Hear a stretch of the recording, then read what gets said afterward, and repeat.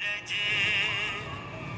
निज मनो मुकुरु सुधारी बरनउँ रघुबर बिमल जसु जो दायक फलचारी बुद्धिहीन तनु जानिके सुमिरौ पवन कुमार बल बुद्धि विद्या देहु मोहि हरहु कलेस विकार।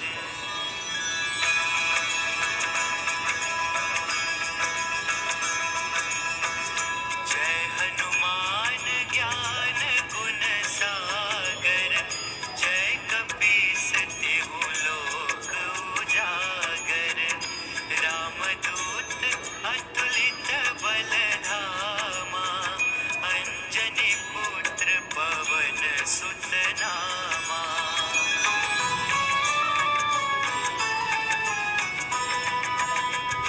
महावीर विक्रम बजरंगी कुमति निवार सुमति के संगी कंचन बरन विराज सुबेसा कानन कुंड।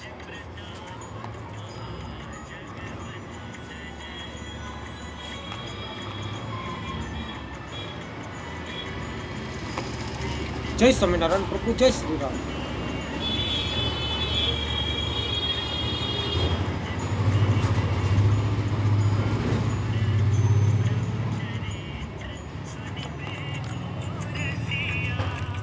राम लखन सीता मन बसिया सूक्ष्म रूप धरि सियहि दिखावा विकट रूप। तो नाम कीर्तन से शत्रु पर विजय।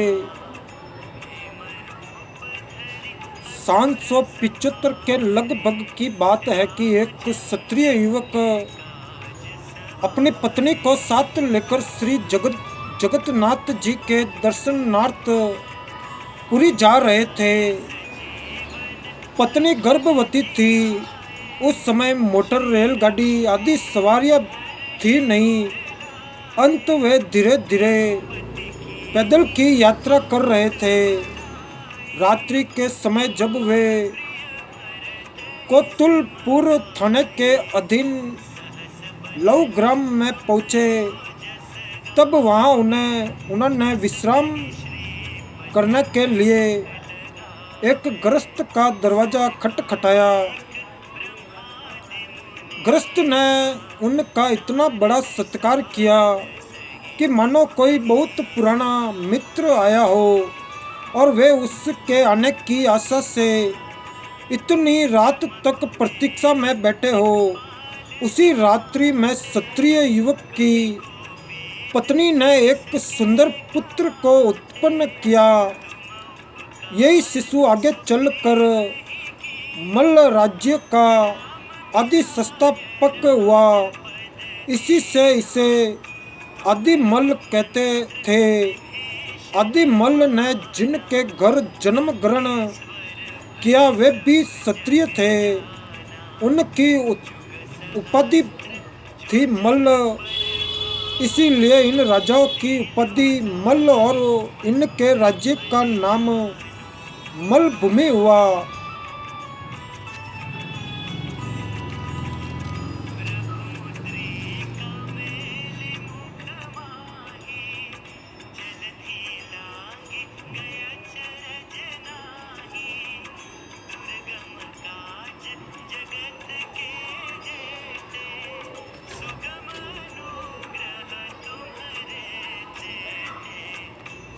तो इस शिशु के जन्म के 3 दिन बाद ही इसके पिता जगन्नाथपुरी चले गए और उन्होंने वही शरीर त्याग कर दिया। शिशु की माता का भी 20 दिन बाद लवग्राम में ही देहांत हो गया। अंत लवग्राम के उस आश्रयदाता दंपति ने ही शिशु का पालन पोषण किया। उसका नाम रखा उसका नाम रखा गया रघुनाथ। रघुनाथ के पालक पिताजी की आर्थिक अवस्था अच्छी नहीं थी, इसीलिए रघुनाथ बालक अवस्था में ही गांव के पंडित मनोहर पंचानन की पाठशाला में पढ़ने चला गया और वेतन के बदले उनकी गाय चराने लगा। तो रघुनाथ की बुद्धि तीव्र थी। ये देखकर सभी कहते कि ये लड़का होनहार होगा। थोड़े ही दिनों में उसने पाठशाला की पढ़ाई समाप्त कर दी। जय स्वामीनारायण प्रभु, जय स्वामीनारायण।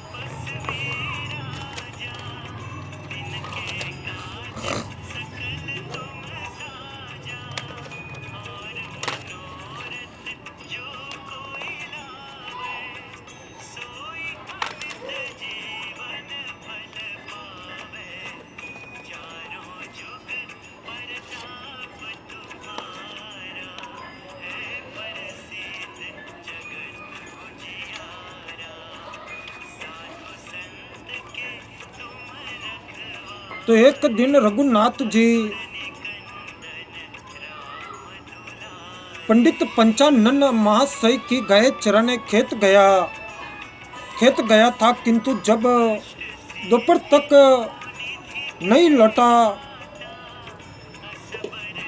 घर नहीं लौटा तब पंडित जी को बड़ी चिंता हुई। वे उसकी खोज में निकले। खोजते उन्होंने श्रांत रघुनाथ जी को एक बरगद के पेड़ की छाया में सोए देखा। उसके मुख पर पत्तों के भीतर से आकर धूप लग रही थी। उससे बचाने के लिए एक बड़ा भारी विषधर सांप उसके सिरहाने फन को छत्र की तरह फैलाए बैठा था। यह देखकर पंडित जी को बड़ा विस्मय हुआ और वे तुरंत समझ गए कि यह बालक साधारण मनुष्य नहीं, कोई महापुरुष है। कुछ देर बाद सांप चला गया और पंचानन पंडित रघुनाथ जी को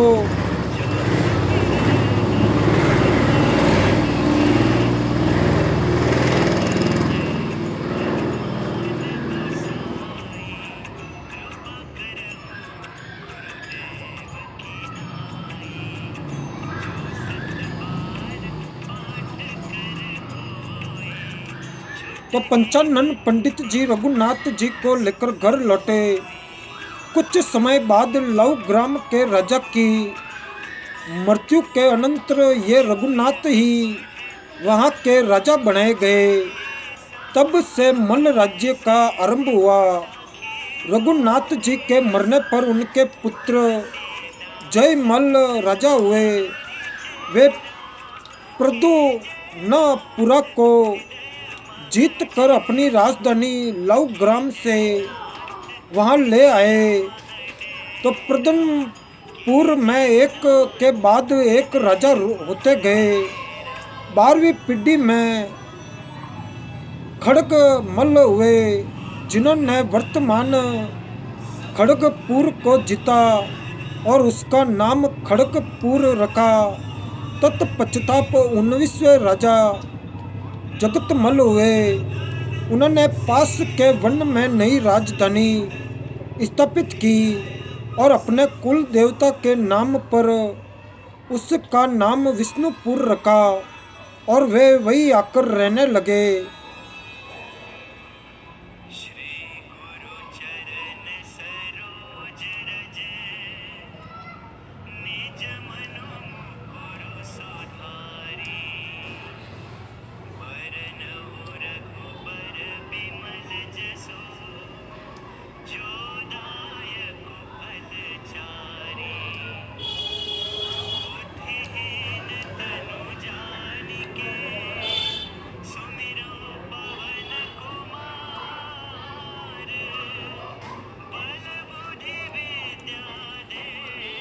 तो शताब्दियां बीत गई, एक के बाद एक राजा होते गए। हर एक राजा अपने इच्छा अनुसार राजधानी की उन्नति की चेष्टा करते थे। जिस समय दिल्ली के सिंहासन पर बादशाह अकबर विराज रहे थे, उस समय मल्ल भूमि के राजा मल्ल हबीर थे और मल्ल राजाओं में वीर हम्बीर सर्व प्रधान राजा हुए। वे जैसे साहसी थे, वैसे ही विधान और राज्य संचालन में सुदक्ष थे। इन्होंने मुसलमान आक्रमणकारियों से राजधानी को सुरक्षित रखने के लिए 2 दुर्ग बनाए थे।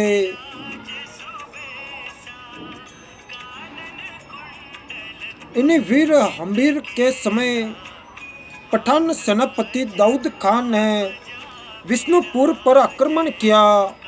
भयानक युद्ध हुआ और मल्ल सेना ने प्रबल पराक्रम के साथ युद्ध किया और अंत में दाऊद खां को बुरी तरह पराजित होकर भागना पड़ा।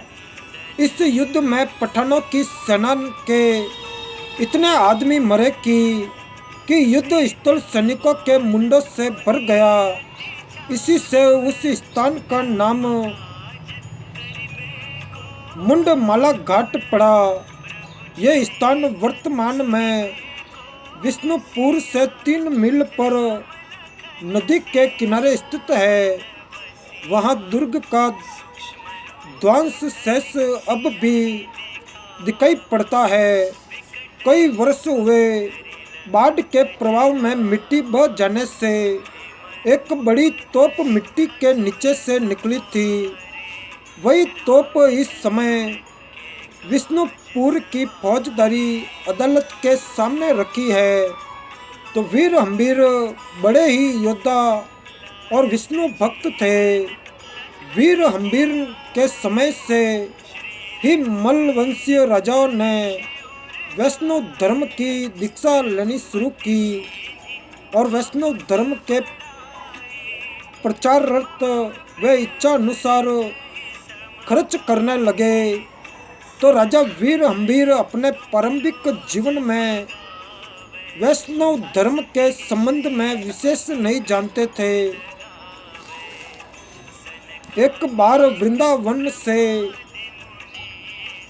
श्री गोस्वामी जी और श्री कृष्णदास जी, कविराज आदि वैष्णव ने आचार्य श्रीनिवास, नरोत्तम दास और श्यामानंद, इन 3 वैष्णव के साथ बहुत से वैष्णव ग्रंथ 3-4 बैलगाड़ियों पर लाद कर गौड़ देश में भेजे थे। रास्ता बहुत दूर का था। तीनों गोस्वामी मार्ग के कष्ट सहते हुए अपने देश जा रहे थे। मार्ग में जब वे रघुनाथपुर मलियाड़ा पार करके गोपालपुर में पहुँचे, तब उन्होंने बैलों को खोल दिया और स्वयं विश्राम करने लगे। उन्हें गहरी नींद आ गई। तब विष्णुपुर के राजसैनिक गाड़ियों पर बहुमूल्य चीजें समझकर उनको वहां से धीरे धीरे विष्णुपुर ले गए। इधर नींद से जागकर स्वामियों ने जब बैलगाड़ियों और पुस्तकों को न देखा, तब वे बहुत व्याकुल हो गए। श्रीनिवास जी तो पागल की तरह फटा मेला कपड़ा पहने ग्रंथों की खोज में इस गांव से उस गांव चक्कर लगाने लगे। तो 2 गोस्वामी जी तो हताश होकर वृंदावन लौट गए, परंतु श्रीनिवास वन और गांव घूमते हुए एक दिन विष्णुपुर से 4 मील दूर देवली ग्राम में आए। जय स्वामीनारायण प्रभु, जय स्वामीनारायण। वहाँ श्री कृष्ण जी, वल्लभ चक्रवर्ती जी महाशय से इनकी भेंट हुई। चक्रवर्ती महाशय ने बातचीत में इतना सारा वृत्तांत जान लिया कि उन्होंने श्रीनिवास को आश्वासन देकर कहा कि आप इसके लिए कोई चिंता न करें। हमारे राजा परम दयालु और धार्मिक है। उनसे सब बातें स्पष्ट कर देने पर वे निश्चित ही इसकी व्यवस्था कर देंगे। जय स्वामीनारायण प्रभु, जय स्वामीनारायण। सकल तुम साजा और मनोरथ जो कोई लावे सोई अमित जीवन फल पावे चारों जुग परताप तुम्हारा है प्रसिद्ध जगत उजियारा साधु संत के तो तदंतर एक दिन चक्रवर्ती महाशय श्रीनिवास जी को साथ लेकर राज दरबार में गए। उस समय वहां बड़े समारोह के साथ श्री भागवत जी की कथा हो रही थी। कथावाचक थे राज पंडित व्यास चक्रवर्ती जी। वे रास पंचाध्यायी का अर्थ कर रहे थे, किंतु उनका अर्थ ठीक नहीं था। इसीलिए आचार्य श्रीनिवास जी के साथ उनका विवाद छिड़ गया। श्रोताओं तथा राजा ने भी श्रीनिवास महाशय से कथा कहने के लिए विनय पूर्वक प्रार्थना की। तो श्रीनिवास बेचारे क्या करते, उनको बाध्य होकर कथा सुनानी पड़ी। वे भागवत जी के प्रत्येक श्लोक का अर्थ करके ऐसी मधुर भाषा में सबको समझाने लगे कि श्रोता मग्न हो गए। राजा मंत्री सभासद सभी कथा सुनकर आनंदित हुए। राजा ने अतिशय भक्ति के साथ श्रीनिवास जी को प्रणाम किया और उनकी चरण रज मस्तक पर लगाकर परिचय पूछा। तो श्रीनिवास जी ने परिचय के साथ ही राज दरबार में उपस्थित होने का कारण भी बतलाया।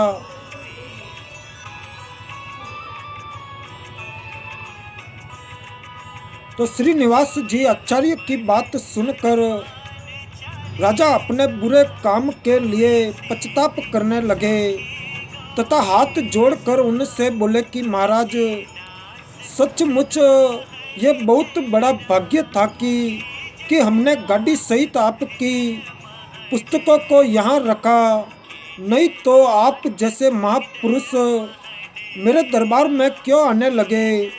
और आपके श्री चरणों को देखकर मैं धन्य हो गया, मेरा वंश और पूरी धन्य हो गई। अब इस अधम के अपराधों को क्षमा करें। आपके वे ग्रंथ सुरक्षित है और उन्हें ले ले और मेरे अपराध का जो दंड देना हो दे। यो कहकर राजा श्रीनिवास के चरणों में लौट पड़े। आचार्य श्रीनिवास जी को दया आ गई।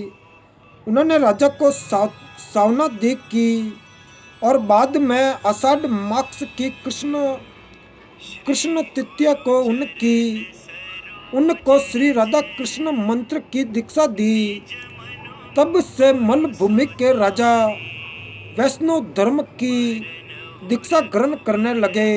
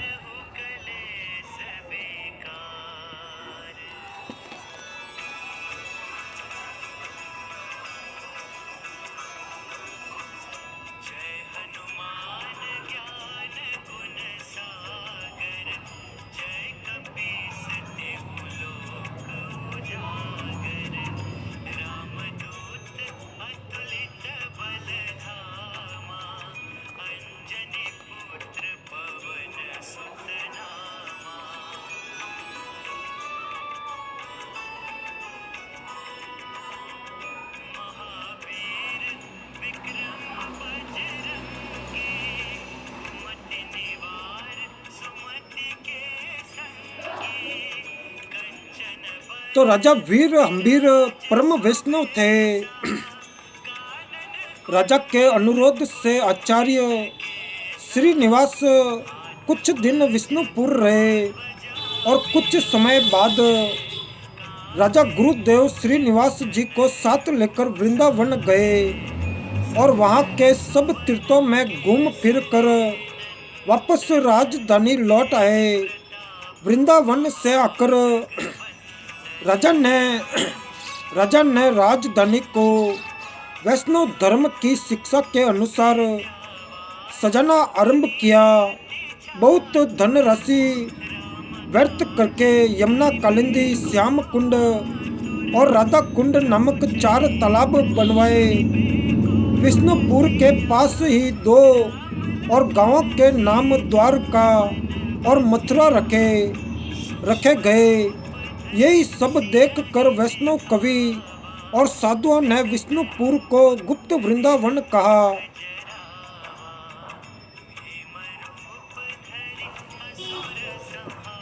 तो राजा ने प्रसिद्ध कारीगरों से काला चांद कृष्ण चंद्र विग्रह की एक मूर्ति बनवा कर बड़े समारोह के साथ उसकी प्रतिष्ठा कराई।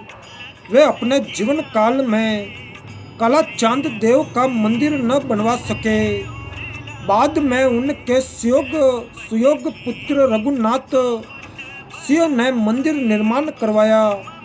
यह काला चांद मंदिर आज भी है और मंदिर के ऊपर जो शिलालेख है उसके अनुसार ये मंदिर 1656 ईस्वी में तैयार किया गया था।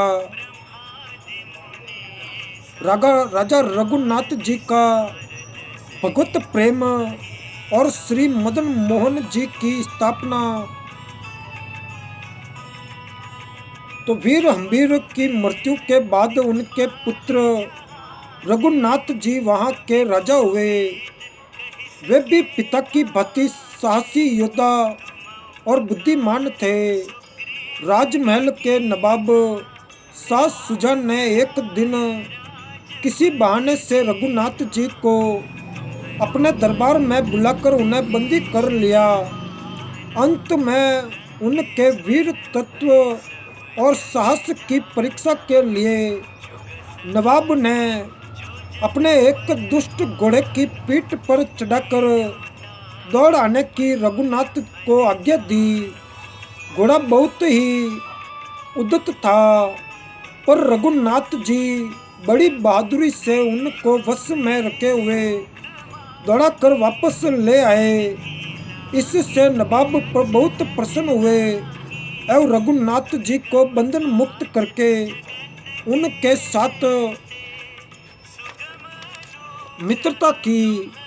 तो नवाब ने राजा रघुनाथ जी के सम्मान में उन्हें सिंह की उपाधि दी और रघुनाथ जी के समय से ही मल्ल राजाओं की उपाधि सिंह हुई।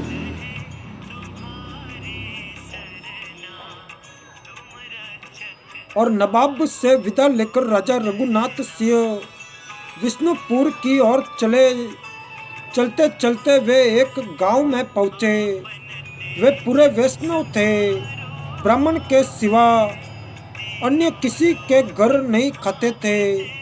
एक विष्णु का चरणोदक और तुलसी लिए बिना जल ग्रहण नहीं करते थे। पता लगाकर वे धरणीधर नामक ब्राह्मण के अतिथि हुए और धरणीधर अत्यंत ही गरीब थे। फिर भी उन्होंने बहुत यत्न करके रघुनाथ जी को घर पर रखा और जो कुछ पत्र पुष्प मिल सका उसी से रघुनाथ जी का आदर सत्कार किया और भोजन कराया। गरीब होने पर भी ब्राह्मण बड़े धार्मिक थे, कभी अन्याय नहीं करते थे और झूठ नहीं बोलते थे। ब्राह्मण के घर में भगवान श्री राधा कृष्ण जी की मूर्ति थी। नाम था मदन मोहन जी। मदन मोहन जी के अद्भुत अपूर्व रूप को देखकर राजा मग्न हो गए। उन्होंने ब्राह्मण से 10,000 रुपये लेकर मदन मोहन को देने का प्रस्ताव किया। रुपयों के बदले मदन मोहन को देना होगा। ये सोचकर ब्राह्मण व्याकुल होकर रोने लगे। छोटे बालक की तरह रोते रोते उन्होंने कहा, नहीं, तुम चाहे जितने रुपये दो, मैं अपने भगवान को तुम्हें नहीं दूंगा, तुम्हें नहीं दे सकता। जय स्वामीनारायण प्रभु, जय स्वामीनारायण। तो रात्रि में मंदिर में सोते हुए रघुनाथ जी को भगवान का स्वप्नदेश हुआ और तदनुसार उन्होंने चुपचाप मदन मोहन जी को अपनी गोद में उठा लिया और उन्हें चादर से ढक कर वे घर से निकल पड़े। उनके हाथ पैर और हृदय कांप रहे थे। तो राजा ने अपने जीवन में कभी इस तरह का काम नहीं किया था। इसी से उनका सारा शरीर कांप रहा था। क्या करे, इष्ट देव का आदेश था। वे धीरे धीरे घर के किवाड़ बंद करके चल दिए। 2-3 दिनों बाद वे विष्णुपुर पहुँचे तो रानी से मदन मोहन की सारी बातें बतलाकर अंतपुर के एक कोने में श्री मदन मोहन जी को छिपाकर पधरा दिया।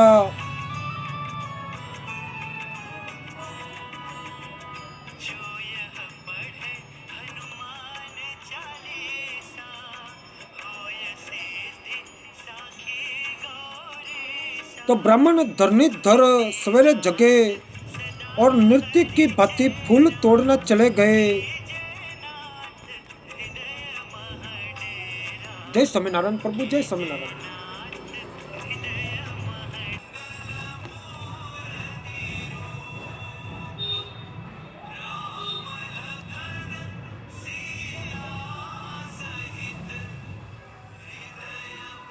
तो ब्राह्मण धरणीधर सवेरे जगे और नृत्य की भांति फूल तोड़ने चले गए।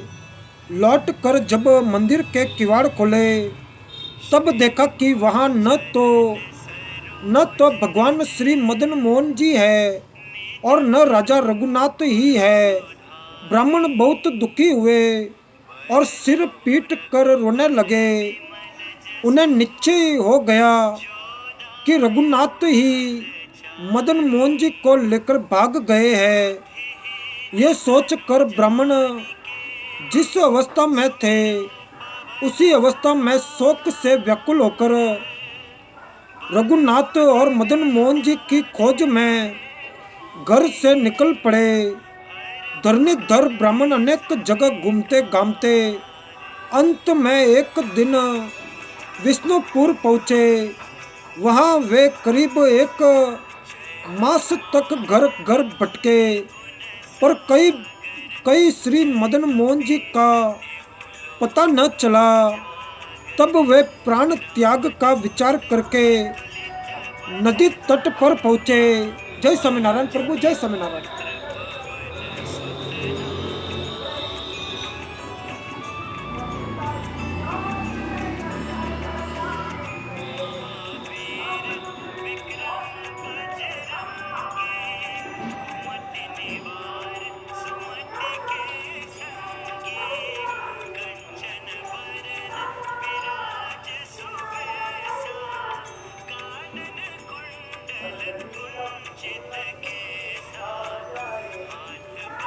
तो वहाँ एक बुढ़िया ने उन्हें नदी में कूदने से रोका और उनसे सारी बातें जानकर कहा कि ये किसी से कहना नहीं। यहाँ के राजा रघुनाथ सिंह कई से एक भगवान को लाए हैं और उनको अंतपुर के किसी गुप्त स्थान में छिपा रखा गया है। ये मैंने सुना है। वहाँ जाकर पता लगाओ। वही तुम्हारे मदन मोहन है कि नहीं।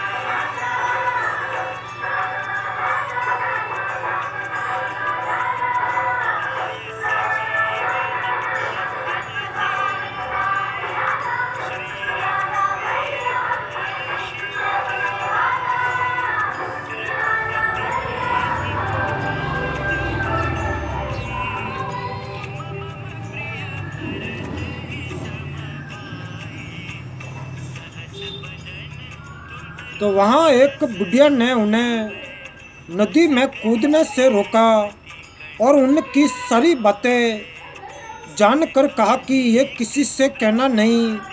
यहाँ के राजा रघुनाथ सिंह कई से एक भगवान को लाए हैं और उनको अंतपुर के किसी गुप्त स्थान में छिपा रखा गया है। ये मैंने सुना है, वहाँ जाकर पता लगाओ वही तुम्हारे मदन मोहन है कि नहीं। जय स्वामीनारायण प्रभु, जय स्वामीनारायण।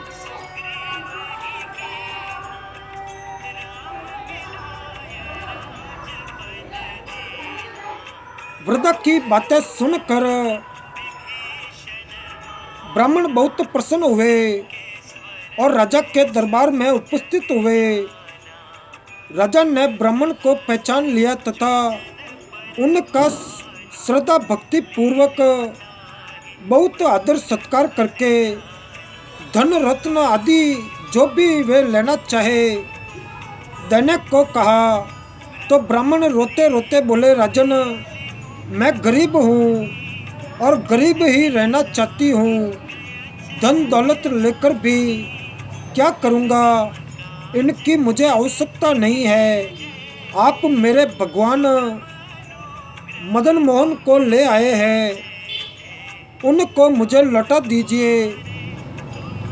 मैं आपके पैरों पड़ता हूँ और मैं भगवान को अपनी आंखों से देखना चाहता हूँ।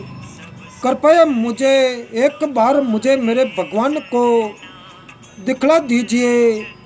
तो राजा बड़ी चिंता में पड़े। उन्होंने कोई उपाय न देखकर ब्राह्मण से कहा,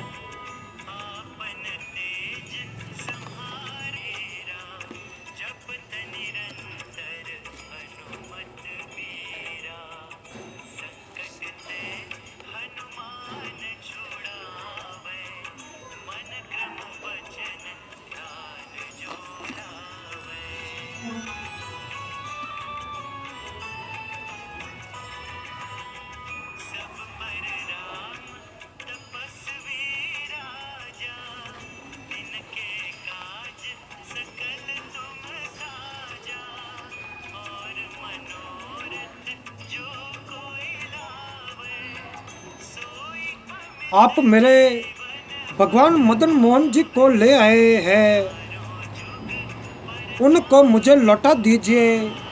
मैं आपके पैरों पड़ता हूँ। मैं भगवान को अपनी आंखों से देखना चाहता हूँ। कृपया एक बार मुझे मेरे भगवान को दिखला दीजिए। तो राजा बड़ी चिंता में पड़े। उन्होंने कोई उपाय न देखकर ब्राह्मण से कहा कि आप दया करके यहाँ कुछ दिन विराजिए। आज से 3 दिन बाद मैं आपको मदन मोहन जी के दर्शन करा दूंगा। तो ब्राह्मण को राजा के वचनों से बड़ा आनंद हुआ। उन्होंने दोनों हाथ उठाकर राजा को आशीर्वाद दिया। एक दिन की बात है कि रात में ब्राह्मण ने सपन देखा, मानो उनके मदन मोहन उनके सिर पर हाथ फेर फिराते हुए कह रहे हैं कि मैं तुम्हारी भक्ति से संतुष्ट हो गया। तुम दुख मत करो और घर लौट जाओ। यहाँ का ये राजा भी मेरी बड़ी भक्ति करता है और मेरे लिए ये सब राजपाट भूल गया है। इसकी भक्ति से मैं बंध गया हूँ, इसीलिए मैं अब यही रहूँगा। पर तुम्हारे यहाँ मैं प्रतिदिन जाऊँगा और प्रतिदिन ही तुम मुझे देखोगे। मैं सिंहासन पर प्रतिदिन इमली के फूल के कांटे रख आऊँगा। उनको देख कर तुम समझ जाओगे कि मैं रोज ही आता हूँ। जय स्वामीनारायण प्रभु, जय स्वामीनारायण। तो सवेरा होते ही ब्राह्मण को बुलाने राजा स्वयं गए और ब्राह्मण से विनय पूर्वक बोले कि ब्राह्मण, आप मेरा कोई अपराध न माने, मेरे साथ पधारे। मैं आपको मदन मोहन जी के दर्शन करा देता हूँ। इसके बाद आप जैसा ठीक समझे करे। तो राजा की बात सुनकर धरणीधर के आनंद की सीमा न रही। वे राजा रघुनाथ सिंह के पीछे पीछे चलने लगे। अंतपुर में जाकर धरणीधर ने मदन मोहन जी के दर्शन किए और दर्शन करते ही वे बेसुध से हो गए। उनमें से बोलने की शक्ति नहीं रही। नेत्रों से जल धारा प्रवाहित होने लगी, जिससे उनका सारा वक्ष स्थल भीग गया। वे एक टक भगवान की ओर ही देखते रहे और भगवान मदन मोहन जी का विग्रह बड़ा ही चिंता कर्षक और सर्वविध सुसज्जित था। तो राजा रघुनाथ सिंह मदन मोहन जी को विष्णुपुर में लाने के बाद सब काम छोड़कर भगवान के पास ही रहते और उन्हें बहुमूल्य पदार्थ से विविध भांति से सजाते रहते थे। तो ब्राह्मण धरणीधर आश्चर्यचकित होकर भगवान के विग्रह का दर्शन करते रहे। उनकी आंखों की पलकें नहीं पड़ती थी। फिर बहुत देर तक उन्होंने भक्ति भाव पूर्वक प्रणाम और स्तवन किया।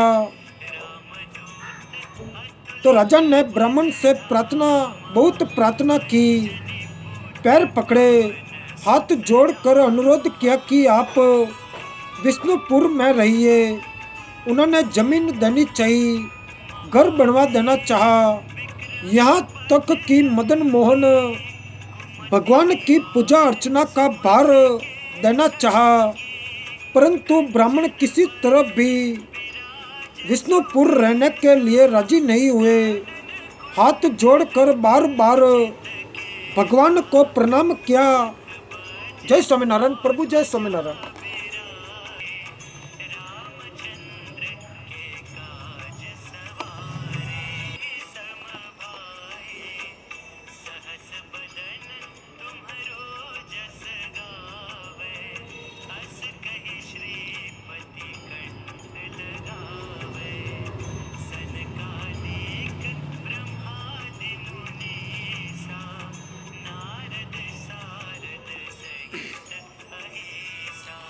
तो हाथ जोड़कर बार बार भगवान को प्रणाम किया और सपना देश को याद करके भगवान को विष्णुपुर में ही छोड़कर भगवान की ओर देखते देखते वे चले गए।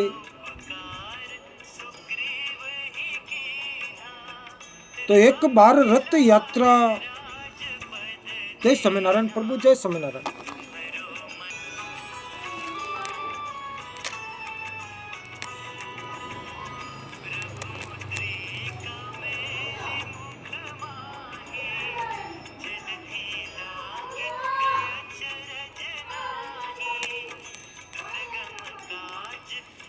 तो एक बार रथ यात्रा महोत्सव के समय सैकड़ों हाथी और घोड़े जोड़ने तथा श्रद्धा भक्ति पूर्वक प्रार्थना करने पर भी श्री मदन मोहन जी का रथ नहीं चला।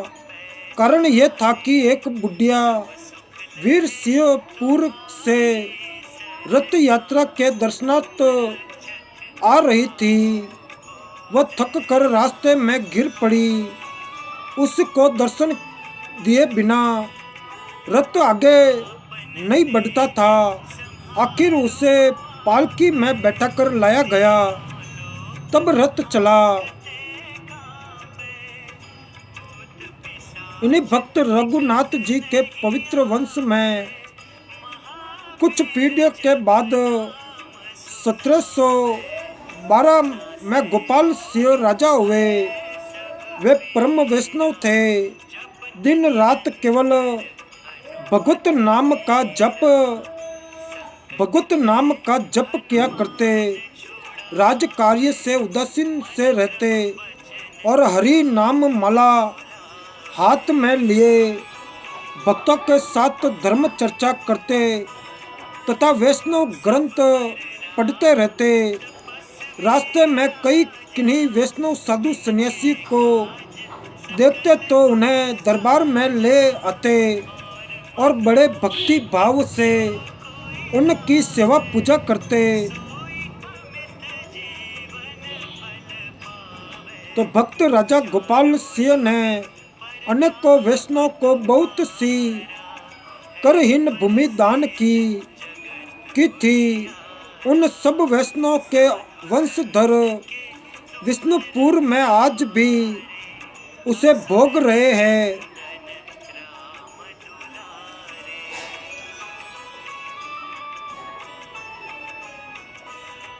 एक बार राजा ने आज्ञा दी कि राज दरबार के प्रत्येक कर्मचारी को प्रतिदिन कम से कम एक बार समय अनुसार हरि नाम की माला जपनी पड़ेगी।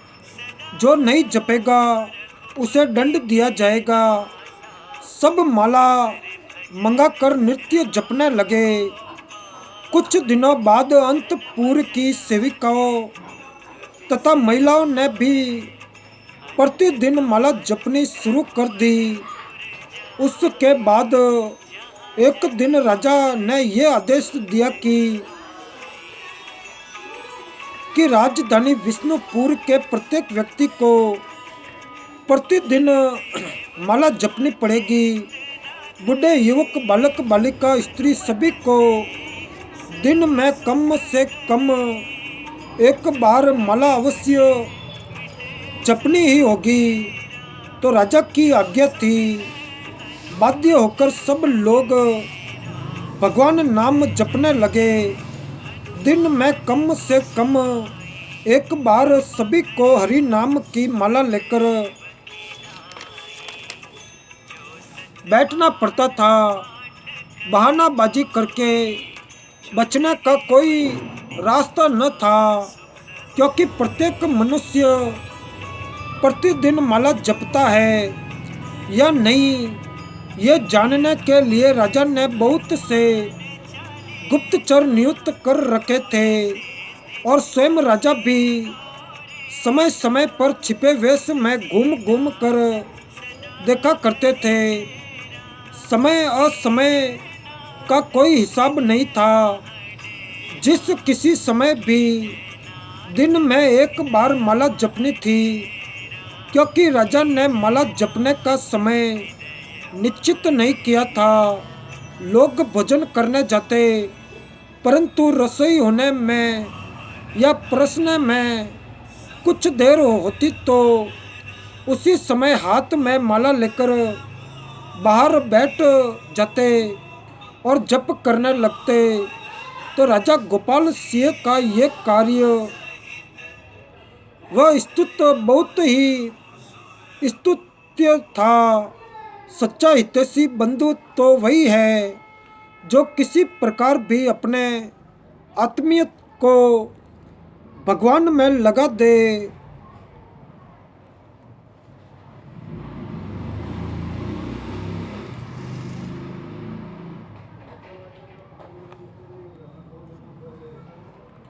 तो ये लोगों को गला पकड़कर अमृत पिलाना था, परंतु कुछ लोग नाराज हो गए और वे इसे गोपाल सिंह की बेगार कहने लगे।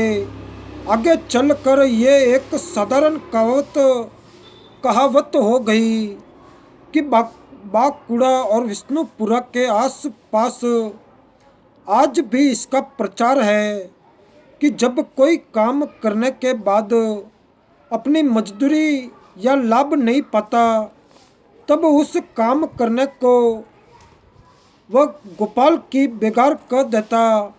जो काम करने से जी चुराता है, उसे उसका मालिक कह देता है कि तू तो गोपाल की बेगार काट रहा है।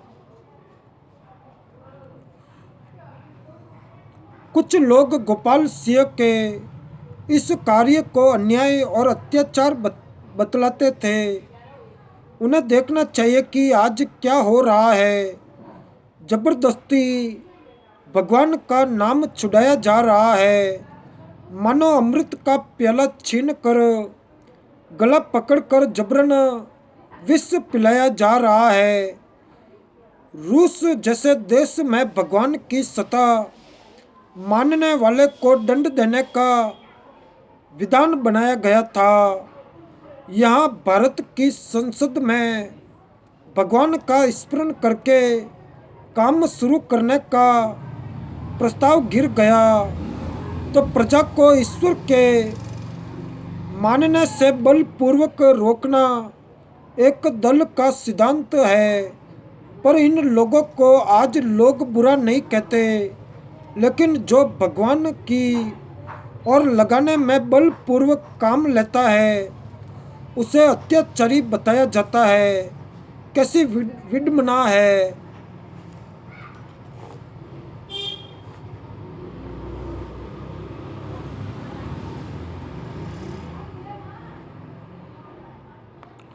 तो मराठा सेनापति भास्कर पंडित बहुत दिनों से मल्ल राज्य पर आक्रमण करने का सुयोग देख रहे थे।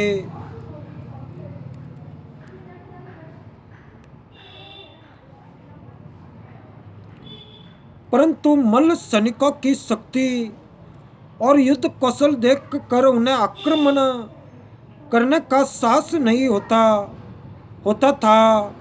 किंतु गोपाल सिंह को राज्य संचालन में उदासीन सुनकर भास्कर पंडित ने मल्ल राज्य पर आक्रमण करने का अच्छा अवसर समझा और बड़ी भारी सेना लेकर उन्होंने मल्ल राज्य पर चढ़ाई कर दी। मल्ल राज्य गोपाल सिंह के सेनापतियों को मराठों की इस चढ़ाई का कुछ भी पता न चला। उस और किसी का ध्यान भी नहीं था।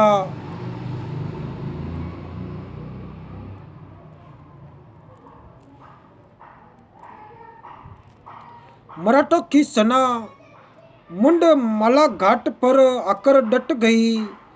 वहां एक दुर्ग था जिस पर बहुत सी तोपें सजाई हुई थी। पुरानी व्यवस्था के अनुसार मल्ल राज्य में पैर रखने के पहले शत्रु को या तो इस दुर्ग पर अधिकार करना पड़ता था या पराजय स्वीकार करके भागना पड़ता था। तो मराठा सैनिक मुर्शिदाबाद, ढाका और मल्ल राज्य के अनेक ग्रामों को लूट कर विष्णुपुर आए थे। उस समय दोपहर का समय था, किंतु सेनापति के आदेश से एक दल सैनिक तुरंत दौड़कर दुर्ग के निकट पहुंच गया।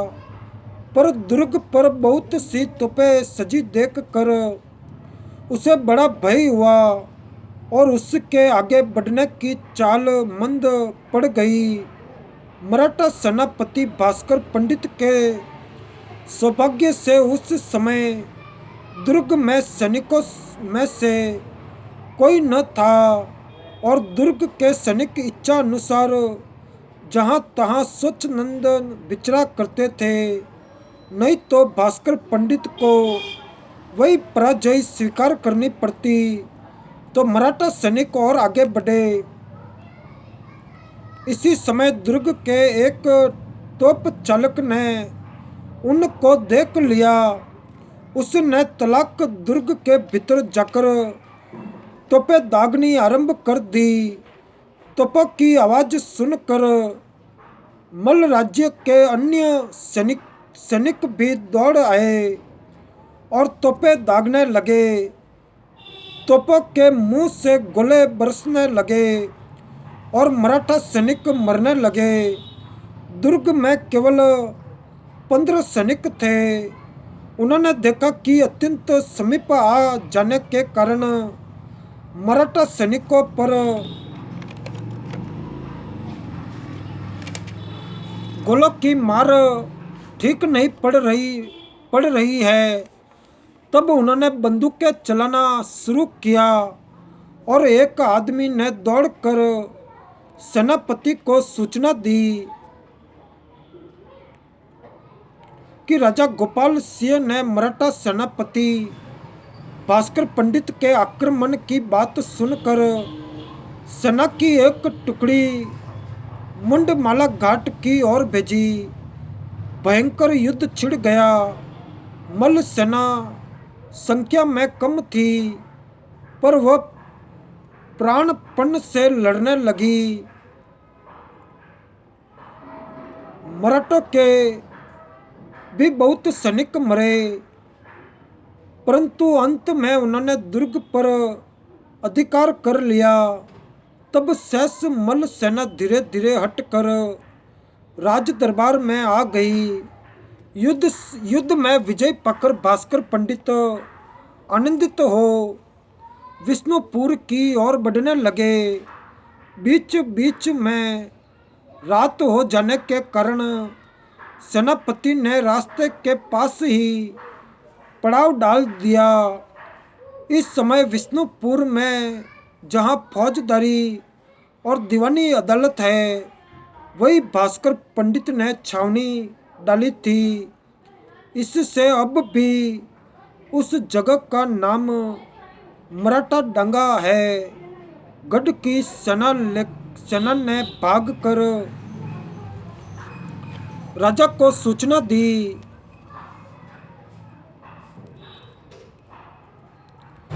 मराठे राजधानी की ओर आ रहे हैं।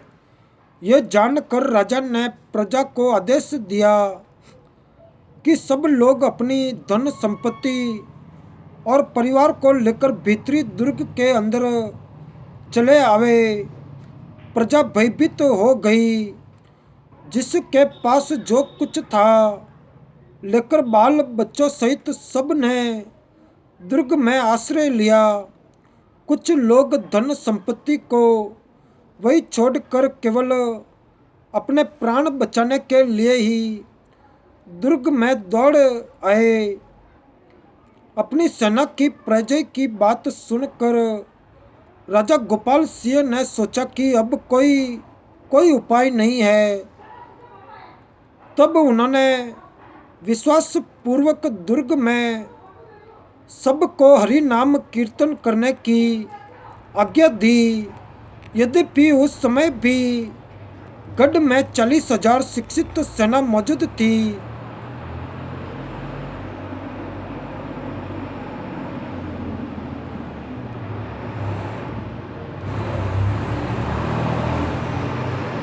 और उसको परास्त करना मराठा सेनापति भास्कर पंडित के लिए सीधा काम न था। पर राजा ने यह सब कुछ नहीं सोचा। उन्होंने राजधानी के सब लोगों के साथ हरि नाम कीर्तन करना आरंभ कर दिया। हरि नाम की तू मूल ध्वनि से गढ़ गूंज उठा और भास्कर पंडित की थकी सेना रात्रि में विश्राम करने लगी। पर मल्ल सेनापति निश्चिंत नहीं थे।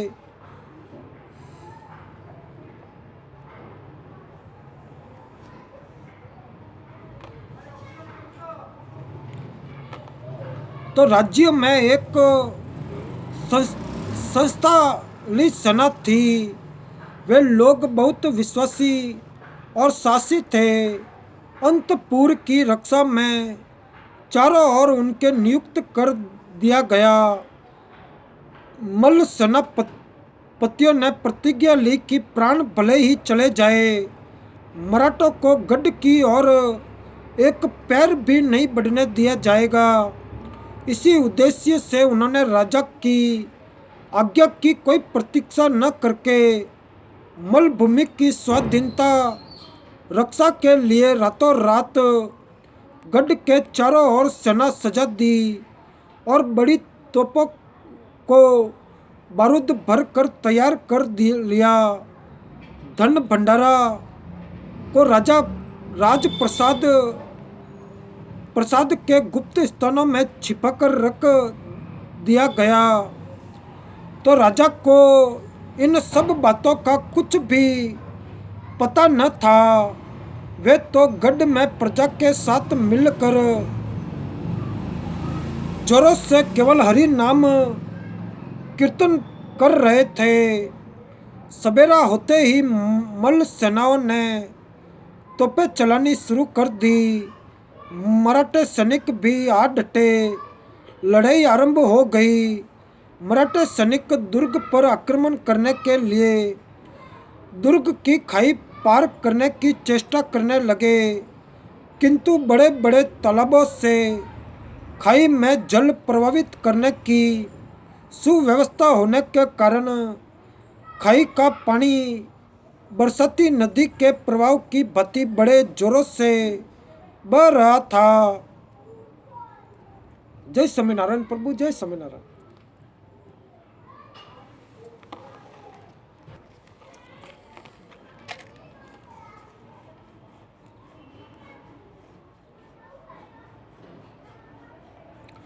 उधर गढ़ पर बहुत सी तोपें सजाकर हजारों सैनिक प्रतीक्षा कर रहे थे।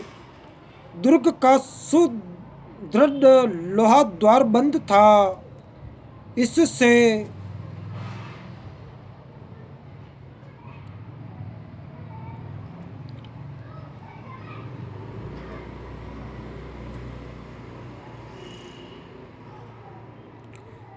मराठों ने अनुमान कर लिया कि दुर्ग में निश्चित ही बड़ी भारी सेना है, परंतु बहुत देशों को पराजित करने से उनका लोभ बढ़ा हुआ था।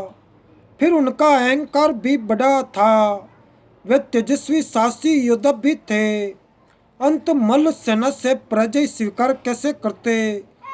उन्होंने बड़ा प्रयत्न करके किसी तरह खाई पार कर ली और बंदूकें चलाकर युद्ध आरंभ का संकेत कर दिया। मल्ल सैनिकों ने मराठी सैनिकों को खाई पार करते देखकर एक ही साथ तोपें दागनी शुरू कर दी और साथ ही साथ बंदूकें भी चलाने लगे। तोपों के गोलों और बंदूकों की गोलियों से मराठा सैनिक मरने लगे और उनके शव खाई के जल में बहने लगे। जो मराठा दल खाई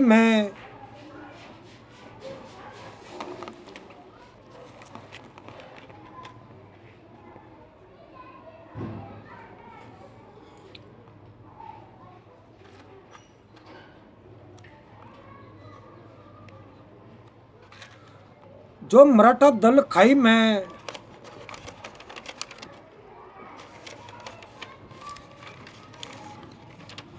खाई में पहले उतरा था, उसमें से एक भी न बचा। तो मराठा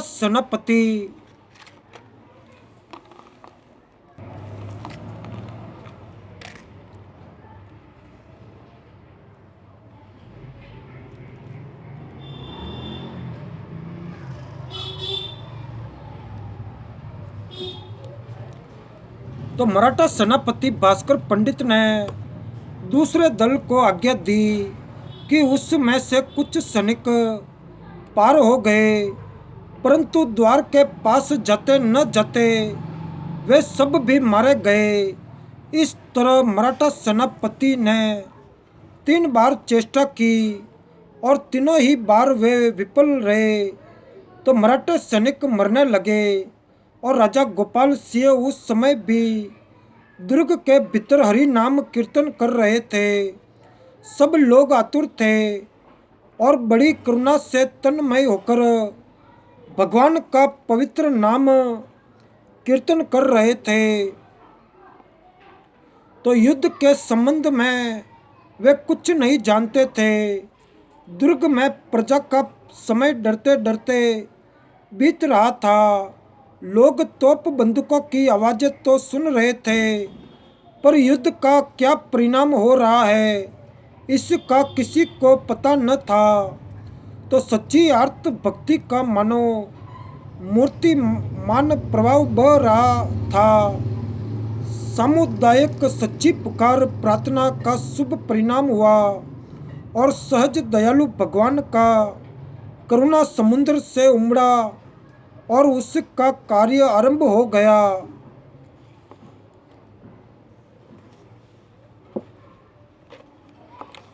तो युद्ध करते करते दोनों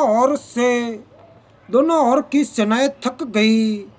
मराठा सैनिक खाई पार करके विश्राम करने जंगल में चले गए।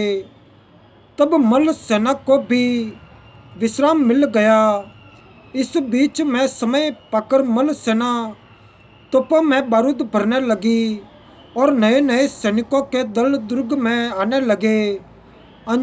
अचानक आश्चर्यचकित होकर मल्ल सैनिकों ने देखा कि एक अश्वरोही राजप्रसाद से निकलकर बड़े बड़े जोर से दुर्ग की ओर घोड़ा दौड़ता आ रहा है। घोड़े के खुर की धूल चारों ओर उड़ रही है और वह घुड़ सवार इतने वेग से चला आ रहा है कि वह कौन है यह भी अच्छी तरह दिखलाई नहीं पड़ता। सहसा दल मादक तोपें गरजने लगी और थोड़ी ही देर बाद देखा गया कि जंगल में जहां मराठे विश्राम कर रहे थे वहां दल मादल तोपों के गोले वर्षा की असंख्य बूंदों की भांति पड़ रहे थे और इसके फलस्वरूप असंख्य मराठे सैनिक मौत के शिकार हो रहे थे। देखते देखते भास्कर पंडित की आधी सेना समाप्त हो गई। कोई उपाय न देखकर मराठा सेनापति ने पराजय स्वीकार कर ली और वे शेष सेना को लेकर धीरे धीरे पीछे हटने लगे। सुयोग देखकर मल्ल सैनिक भी दुर्ग से निकल आए और मराठी सैनिकों के पीछे आक्रमण करते हुए वेग से चलने लगे। मराठों की सेना भंग हो गई और सैनिकों ने जहां जिसे रास्ता मिला भागकर प्राण बचाए। तो मराठा सेनापति भास्कर पंडित कुछ सैनिकों को लेकर वन में छिप गए, परंतु जंगल में वे रास्ता नहीं खोज सके। बहुत दिनों तक घूम फिर कर छिपे छिपे वे मेदिनीपुर जिले के चंद्रकोना की तरफ भाग गए। जय स्वामीनारायण प्रभु, जय स्वामीनारायण।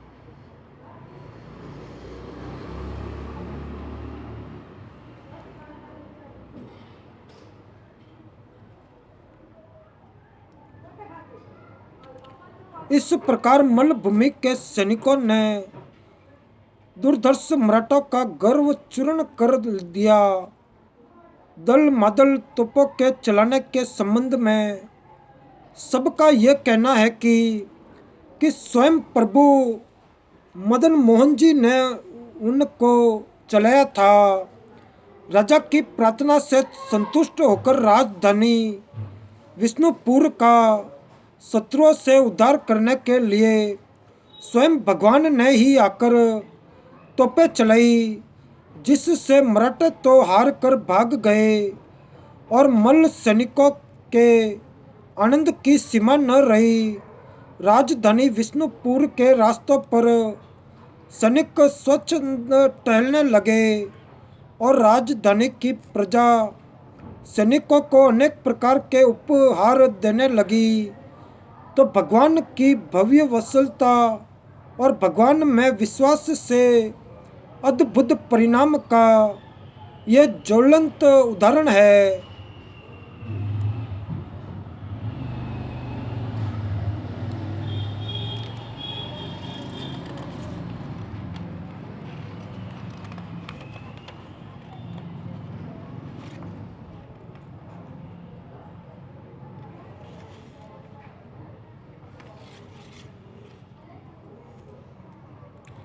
तो राजा गोपाल सिंह के राज व काल में फ्रांस के अबीरेई न्याल नामक भ्रमणकारी विष्णुपुर आए थे। उन्होंने मल्ल राज्य में भ्रमण करके राज्य रक्षा की व्यवस्था, प्रजा का सरल व्यवहार और अतिथि सत्कार के संबंध में बहुत प्रशंसा की है। उन्होंने लिखा है कि मल्ल भूमि की प्रजा की स्वाधीनता और धन संपत्ति को कोई अपहरण नहीं करता था। राज्य में कभी चोरी या डकैती नहीं होती थी। कोई विदेशी सज्जन यदि कभी मल्ल राज्य में आते तो मल्ल राजा उनकी रक्षा का भार और जितने दिन वे राज्य में रहते उनका समय समस्त व्यय वहन करते थे। विदेशी सज्जन के साथ सदा ही राज्य की ओर से एक सहायक नियुक्त रहता। वे राज्य में जहाँ जाना चाहते वह उन्हें वही ले जाता। इसके लिए किसी को एक पैसा भी खर्च नहीं करना पड़ता था। राज्य के लोग कभी किसी की हिंसा नहीं करते, कोई किसी का अनिष्ट नहीं करते थे। सब इतने सरल और धर्म विरुद्ध थे कि यदि कोई रास्ते में रुपयों की थैली पा जाता तो वह तुरंत उसे राजा के पास पहुंचा देता और राजा चारों ओर ढोल पिटवा देते कि जिसकी थैली खो गई हो वह आकर ले जाए। तो गोपाल सिंह के समय मल्ल राज्य की ऐसी व्यवस्था थी। तो राजा गोपाल सिंह की मृत्यु के बाद उनके लड़के चेतन सिंह राजा हुए। वे भी पिता की तरह ही परम वैष्णव थे और दिन रात धर्म की विवेचना, धर्म ग्रंथ पाठ तथा नाम संकीर्तन में लगे रहते। एक ब्राह्मणों की खूब भक्ति करते। सुना जाता है कि ब्राह्मण धरणीधर के यहाँ से जो मदन मोहन जी की मूर्ति विष्णुपुर लाई गई थी और जिनकी भक्ति राजा रघुनाथ सिंह, गोपाल सिंह आदि करते रहे, वही आजकल कलकत्ते के बाजार के श्री मदन मोहन जी के मंदिर में विराजित है।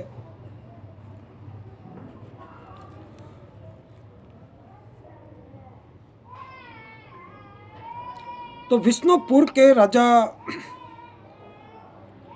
गोपाल सिंह की दल मदल तोपों के विषय में ऐसी लोकोक्ति है कि जिस समय शत्रुओं की सेना ने विष्णुपुर के चारों ओर बड़ा भारी घेरा डाल दिया और विष्णुपुर के गढ़ में रहने वाले सैनिक निराश हो गए, उस समय दल मादक तोपों को एक बहुत बड़े घोड़े पर दोनों ओर सजा कर भगवान मदन मोहन ही घोड़े पर सवार होकर किले से बाहर निकले।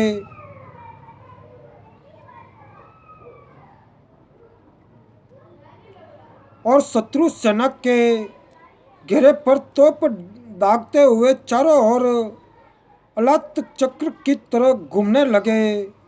उन तोपों के गोलों में से बहुत सी शत्रु सेना मारी गई और बचे हुए लोग भाग गए।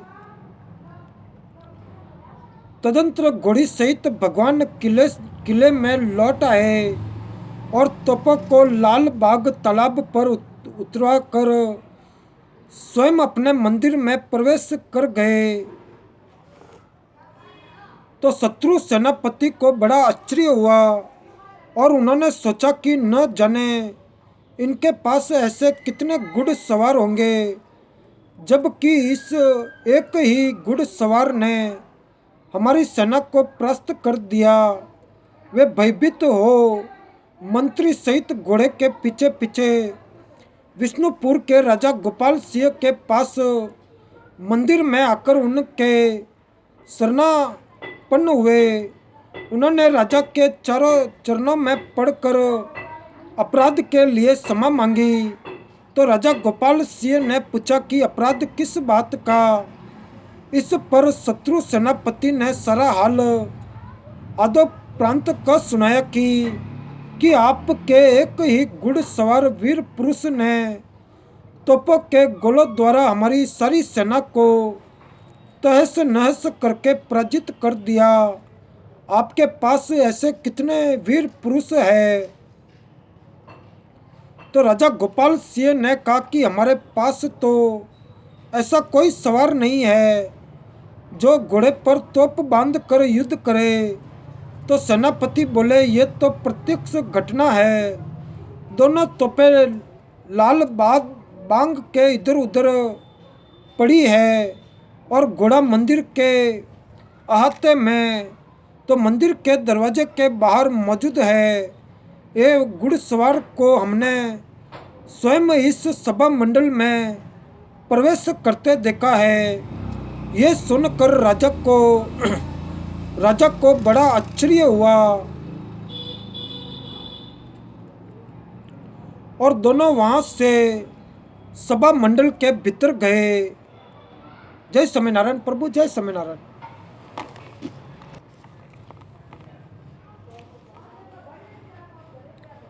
तो दोनों वहां से सभा मंडल के भीतर गए तो शत्रु सेनापति ने मदन मोहन जी की विशाल मूर्ति को देखकर तुरंत कहा कि बस ये ही तो थे।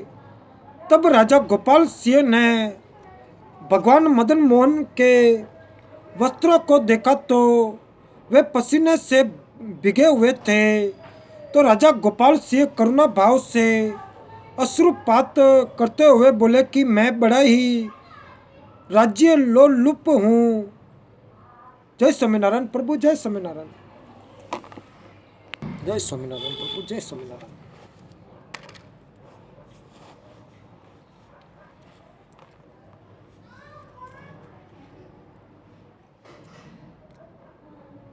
मेरे इस तुच्छ काम के लिए आपको युद्ध में जाना पड़ा।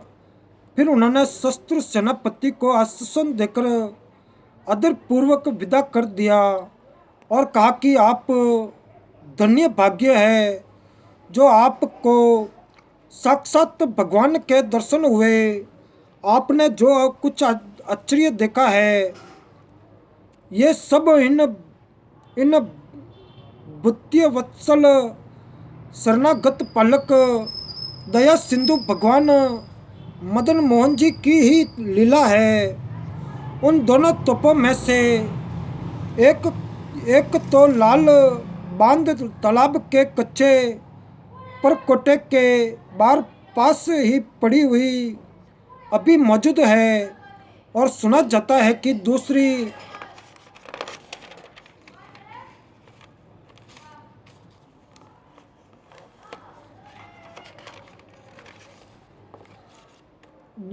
लाल बांध तालाब के कीचड़ में घस गई। इन्हीं दोनों तोपों का नाम दल मादल था।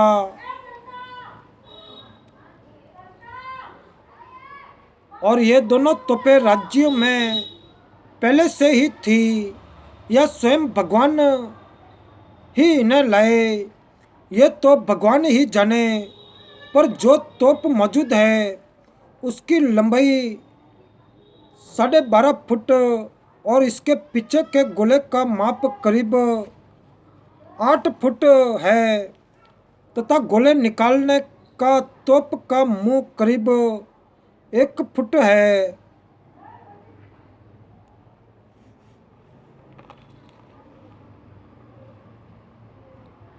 उसे देखने से मालूम होता है कि उस जमाने में इतनी बड़ी तोप डालने का कोई यंत्र नहीं था और वह धातु भी इतनी चिकनी तथा अद्भुत सी प्रतीत होती है जैसे कई धातु मिलाकर बनाई गई हो।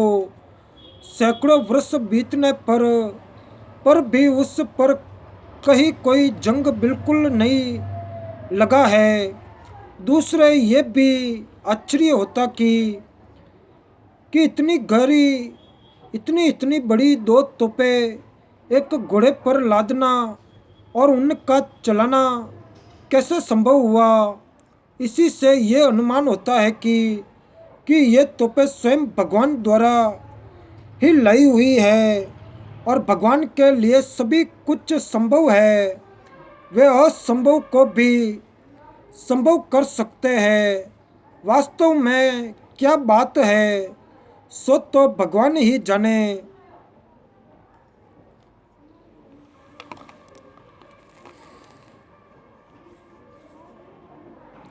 तो तर्कवादी लोग कहते हैं कि ये सब मिथ्या कल्पना मात्र है।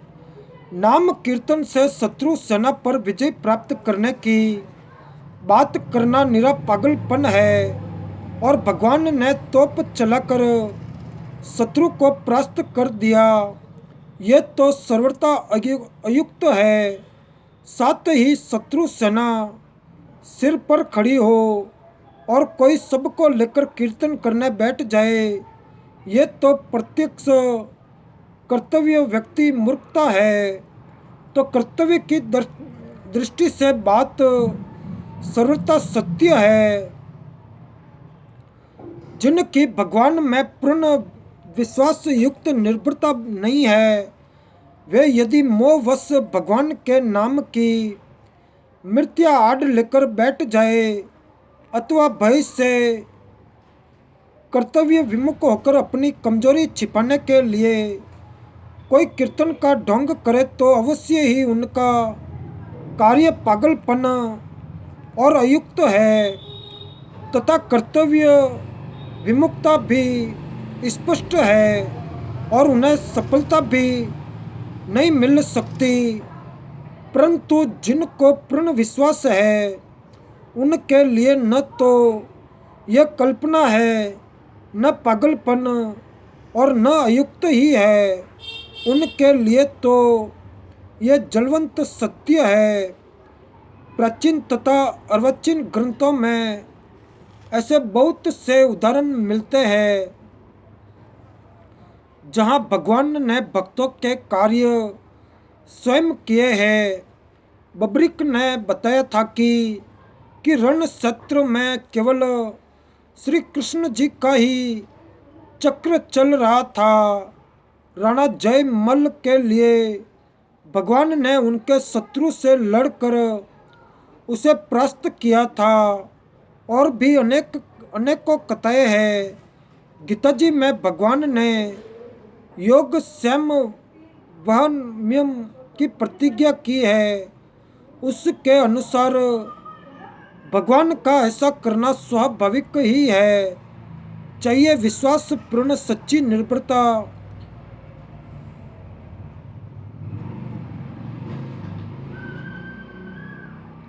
तो महात्मा गांधी तो बड़े बुद्धिमान थे। उन्होंने भी एक स्थान पर कहा है कि मैं बिना किसी हिचकिचाहट के कह सकता हूँ कि लाखों आदमियों द्वारा सच्चे दिल से एक ताल और लय के साथ गाई जाने वाली राम धुन की ताकत फौजी ताकत के दिखावे से बिल्कुल अलग और कई गुना बड़ी चढ़ी है।